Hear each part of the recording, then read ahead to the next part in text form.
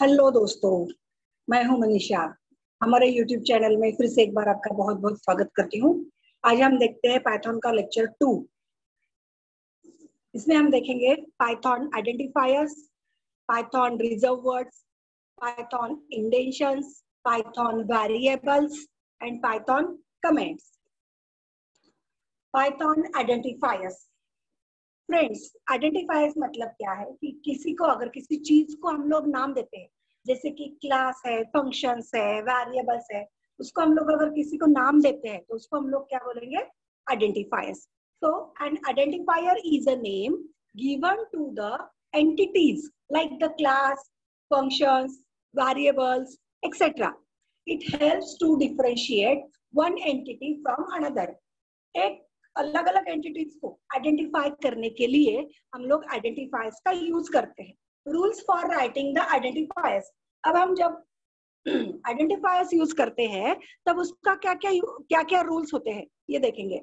Identifiers can be a combination of letters in lower case और upper case और the digits और N underscore character. मतलब क्या है, जब हम कोई आइडेंटिफायर्स का नाम लिखते हैं तो उसमें lower case letters that is small a to z, upper case letters that is capital A to Z and digits that is 0 to 9 और एन अंडरस्कोर साइन मैंने आपको दिखाया है पैरेंथेसिस में. ये सब अलाउड है. अब हम देखते हैं कौन से वैलिड आइडेंटिफायर के नाम है. जैसे कि माय क्लास है, वेरिएबल _1 है. These are the valid identifier names. Second rule, an identifier cannot start with a digit. For example, one variable is invalid, but the variable 1 is valid. Why it is invalid? Because starting में ही हमने क्या किया है? 1 लिखा है. तो हम लोग डिजिट से स्टार्ट नहीं कर सकते, बट एंड में डिजिट ले सकते हैं. इसलिए variable 1 is valid and one variable is invalid. Then third rule, keywords cannot be used as a identifier. जो कीवर्ड्स है, रिजर्व वर्ड्स है, आगे मैं आपको बताऊंगी, आगे के स्लाइड में आपको दिखाऊंगी कि कीवर्ड्स क्या होते हैं. तो वो जो कीवर्ड्स है, that keywords can not be used as a identifier. Keyword का हम लोग यूज एज एन आइडेंटिफायर बोल के नहीं कर सकते हैं.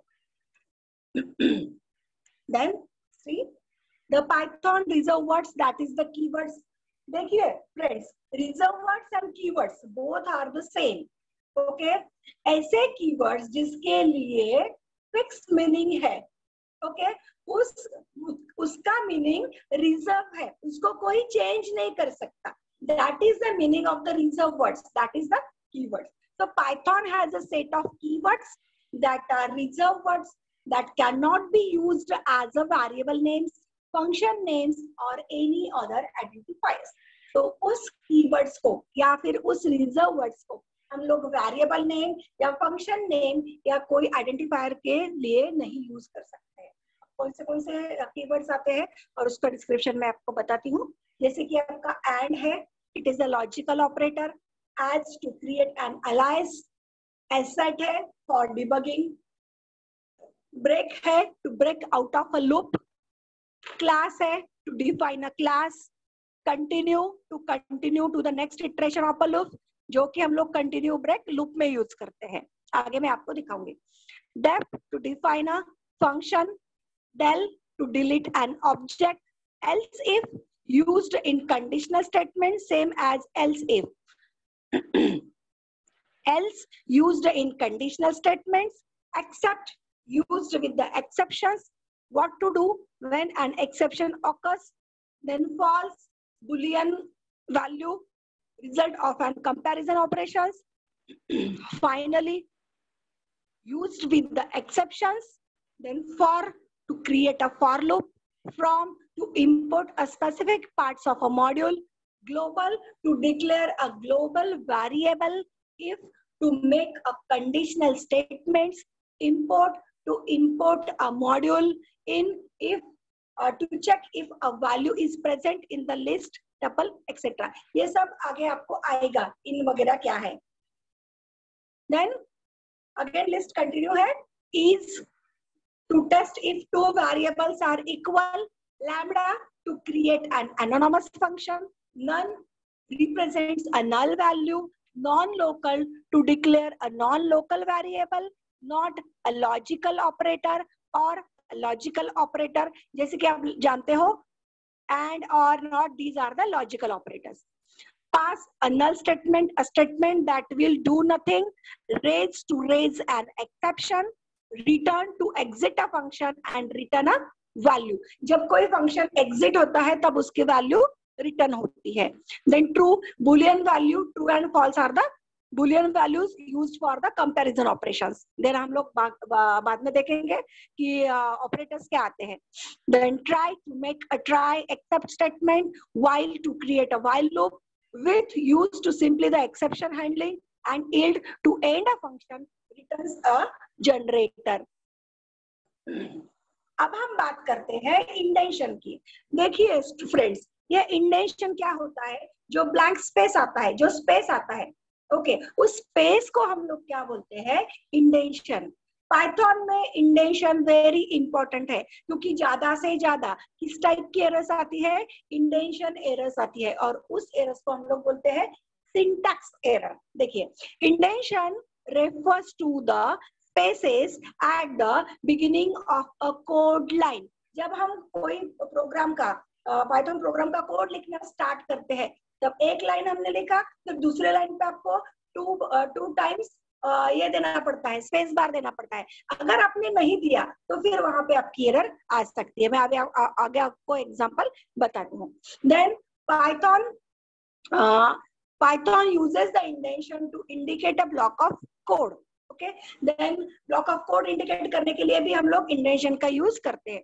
अब देखिए एग्जांपल में आपको दिख रहा है, if 5 is greater than 2, then colon. Okay, then next line पे आपको दिख रहा है, प्रिंट के पहले 2 स्पेसेस दिए हुए हैं, 2 ब्लैंक स्पेस है. दैट प्रिंट लिखा and then 5 is greater than 2, ये आपका मैसेज प्रिंट कर दिया. जब भी मैं एंटर करूंगी तो आपको आउटपुट मिलेगा 5 is greater than 2. Okay, now अगर मैं स्पेस नहीं देती हूँ तो क्या एरर आती है? देखिए, Python will give you an error if you skip the indentation. तो दैट इज द, मैंने आपको बताया कि जो कुछ इंडेंशन एरर आती है उसको हम लोग क्या बोलते हैं? Syntax error. So if 5 is greater than 2, then एक भी स्पेस नहीं दिया है तो यहाँ पे एरर आपकी आनी ही आनी है. Print 5 is greater than 2. तो जब आप उसको प्रेस एंटर करोगे तो कोई भी आउटपुट आपको नहीं मिलेगा. That is the syntax error. So indentation is very important in a Python. Okay. Move to the next slide. Python variables. Variables means a containers for storing the data values. जैसे कि for example, जैसे मैं कोई value store करती हूँ, मैंने लिया p equals to मैंने 10 लिया. ओके, तो 10 it's a value which is stored in the variable p. So variables क्या है? Variable are the containers for storing the data values. So creating the variables. अब हम देखते हैं कि variables को कैसे create किया जाता है. See, the Python has no command for declaring a variable. A variable is created the moment you first assign a value to it. जैसे कि आपको पता है C++ लैंग्वेज में जब भी कोई वेरिएबल्स हमको यूज करना पड़ता है तो फर्स्ट टाइम उसको आपको डिक्लेयर करना पड़ता है.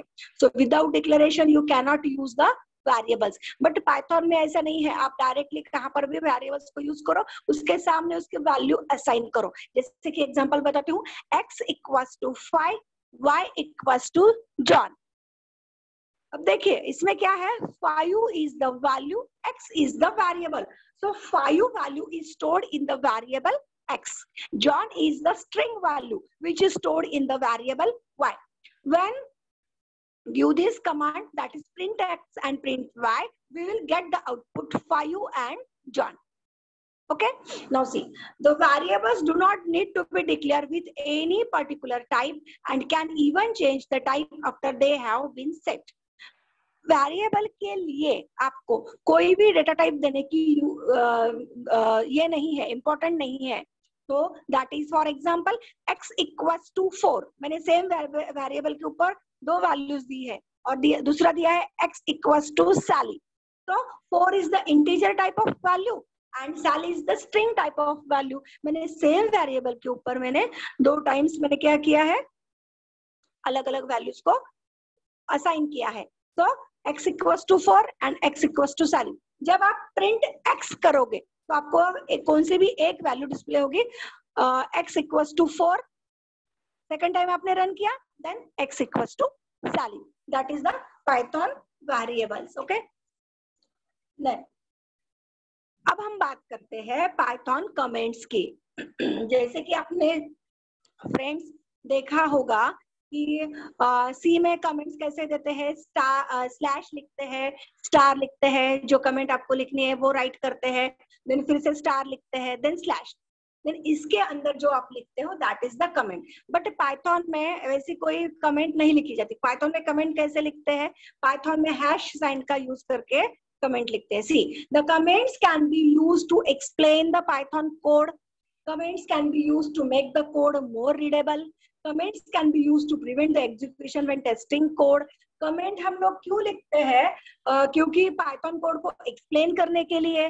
जब हम कोई डेटा कोड लिखते हैं तो उसको अच्छे से समझने के लिए, रीड करने के लिए. ओके, अब पाइथन में देखो फ्रेंड्स 2 टाइप्स के कमेंट आती है. एक आती है सिंगल लाइन कमेंट और एक आती है आपकी multi line comment. See, the comment starts with a hash and Python will ignore them. जब भी हम लोग कोई भी कमेंट लिखते हैं तो Python interpreter ignore the comment, वो एग्जीक्यूट नहीं होती है.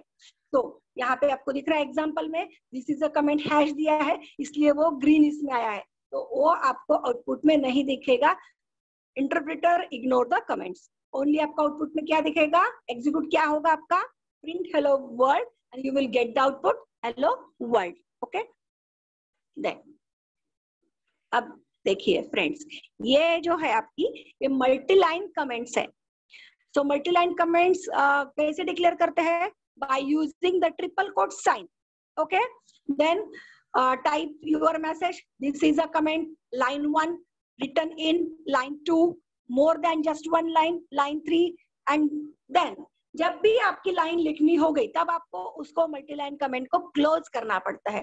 तो you can again right the triple quotes for closing the multi line comment. So this is the example for the Python multi-line comments. Thank you, friends.